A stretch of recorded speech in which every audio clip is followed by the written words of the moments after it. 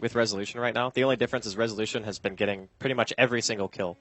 Like when the heroes come to lane to gank for him, he gets the kill on G pretty much every time. So that's mostly the difference in the net worth. But again, I think it's going to be more down to mid game, what VP can actually accomplish with their heroes. Whereas the Sand King, his Blink Dagger timing and the track coming out from the Bounty Hunter, that's going to be the huge keys for Empire as well. Because once that Sand King has Blink, you can actually, I feel, start playing 4v5 Dota and still be very effective. Because a Blink Epi with Queen and Disruptor and Track Gold, you don't really need Silent to contribute to that. He can just sit there and farm while the enemy or while his team makes space for him. Like it's actually kind of almost a 4 protect 1 that they can run if they want to.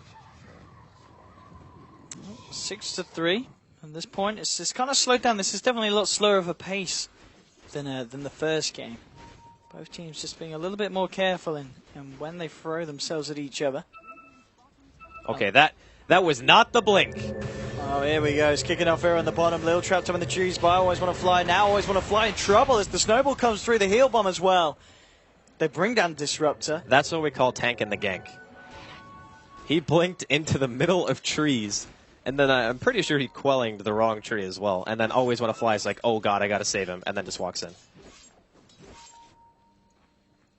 And saving the anti-mage is going to be quite key, especially when he's this close to the Battle Fury. Yeah, he's actually going to get it at like 15 minutes. It's going to be a pretty damn good time. And this is an anti-mage that started off against a potentially nasty, aggressive tri-lane. But yeah, Silence Farm, very impressive to be able to kind of catch up from that deficit.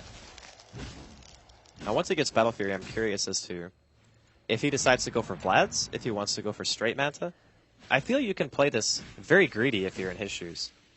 I'd be feeling fairly confident if I had this kind of start where my mid was doing very well. My Sand King is halfway to Blink Dagger. Right now, we got Track already. Aloha Dance is level 7. Like, everything is actually going very well. There's no pressure really being applied to Empire. If he goes for Vlad's, he can pretty much farm anywhere on the map. And then he can just go back for the Manta style and maybe like a... I don't know if he needs BKB. He'll probably need BKB once the Phantom Lancer gets Diffusal.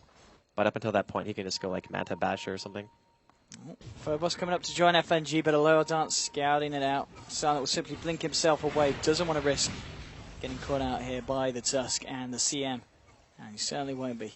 Aloha Dance retreating back and maybe looking for more elsewhere across the map. Resolution now with the Yoga Club on top of the point booster. And very close to picking up the penultimate component here of the Aghanims. So he's going to have an Aghanims at a very, very good timing on the Queen. Yeah, 15, 16 minutes probably. No, actually... He still needs, what, 1,200? Yeah, okay, so it's probably going to be like 4 or 5 minutes, something like that.